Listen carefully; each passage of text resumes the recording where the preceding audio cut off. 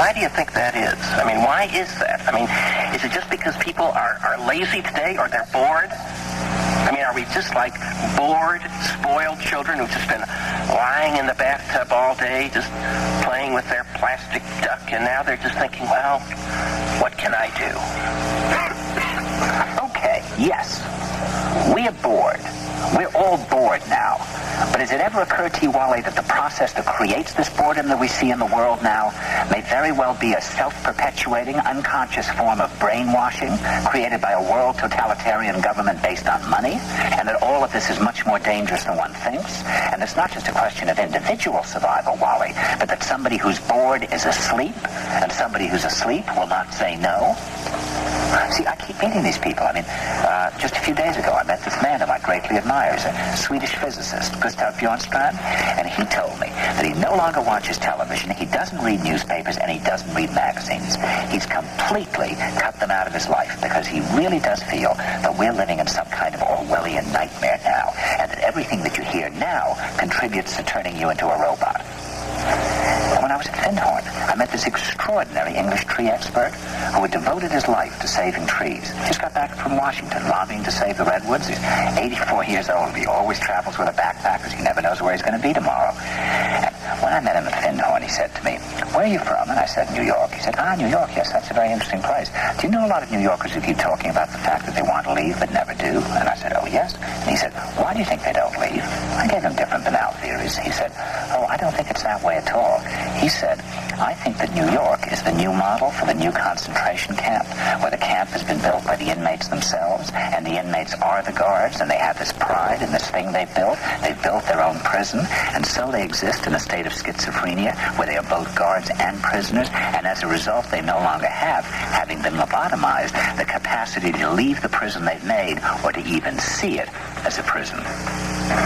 And then he went into his pocket and he took out a seed for a tree, and he said, "This is a pine tree." He put it in my hand and he said, "Escape before it's too late." See, actually for 2 or 3 years now, Chiquita and I have had this very unpleasant feeling that we really should get out. That we really should feel like Jews in Germany in the late 30s. Get out of here. Of course, the problem is where to go, because it seems quite obvious that the whole world is going in the same direction. See, I think it's quite possible that the 1960s represented the last burst of the human being before he was extinguished, and that this is the beginning of the rest of the future now, that from now on there'll simply be all these robots walking around, feeling nothing, thinking nothing, and there'll be nobody left almost to remind them that there once was a species called a human being.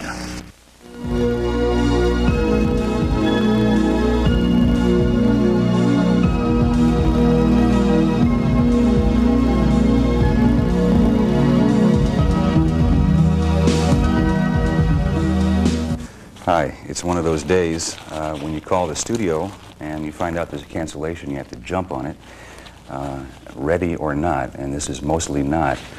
You just grab the material and come over, but under these conditions, you just bring it over as is and hope that it will fall together. I sincerely hope that we don't waste your time today. I don't think we will. Let's see, what do we have? All right. Well, I first want to talk about the media, first of all.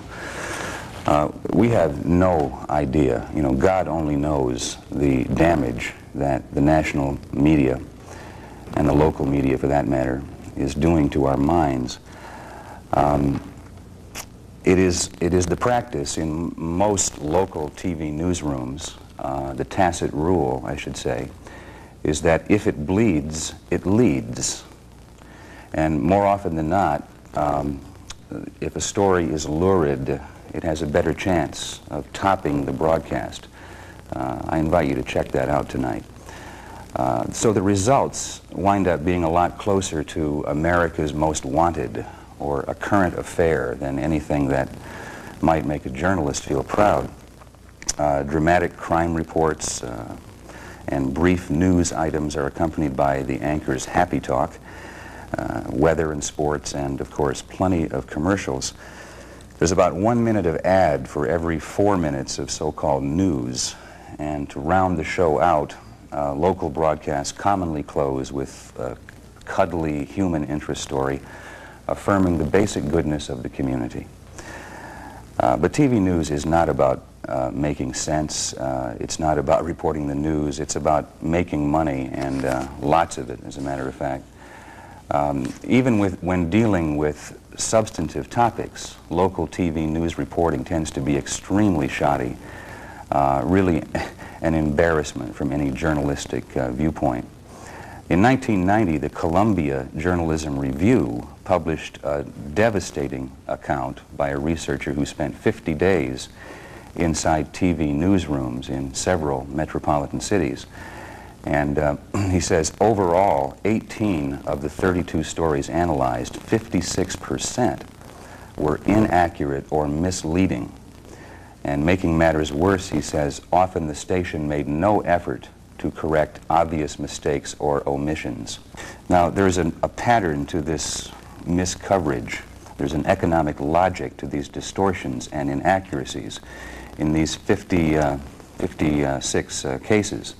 All but one of the mistakes was likely to increase the story's appeal, to help cut down the cost of the reporting, or to oversimplify the story so it could be told in 2 minutes.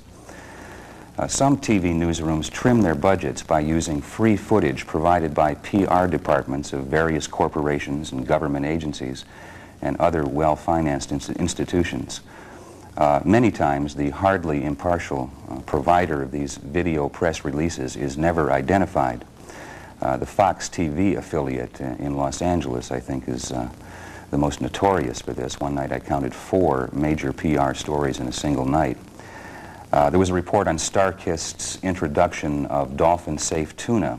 They featured these loving close-ups of tuna cans and mascot Charlie Tuna, but not one word, not one item about the long consumer boycott that had pressured StarKist to change its fishing practices. The abysmal condition of most local TV news largely reflects a deregulated broadcast industry that has a scant commitment to the public interest and a fervent interest to maximizing their profits. This is an article from 2 men, Cohen and Solomon, who wrote a wonderful book on the media, criticizing the media. They say big media outlets are intertwined or owned outright by huge corporations. A major toxic dumper, General Electric, owns NBC.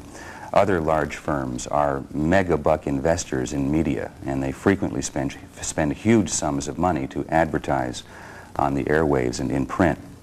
The corporate power to distort environmental realities, for one thing, is typified by TV ads featuring merrily clapping seals produced by DuPont, a leading chemical contaminator, and a Plant a Tree campaign from the timber companies that clear-cut the forests.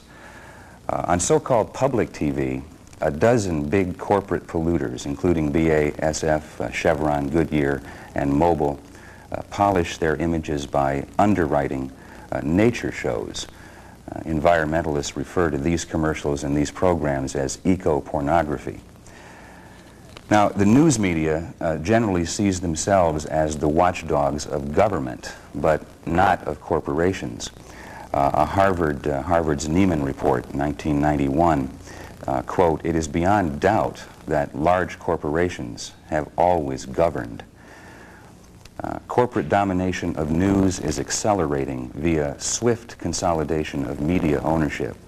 The latest evidence will appear in the mid-February publication of the 4th edition of Ben Bagdikian's book called The Media Monopoly. That's a book I would recommend. The new edition shows that 20 corporations, down from 50 a decade ago, 20 corporations now own virtually all of the major media in this country. American democracy, it is truly a media fairy tale. The elite media is, I think, the secret servant of the secret government. The media covers the cosmetic government the one that's presented for you and I to believe in, while it hides and protects from scrutiny the real government, the National Security Council, the Federal Reserve System. In 50 years of network television, they have never done even one documentary on the Federal Reserve or any kind of in-depth study of the National Security Council.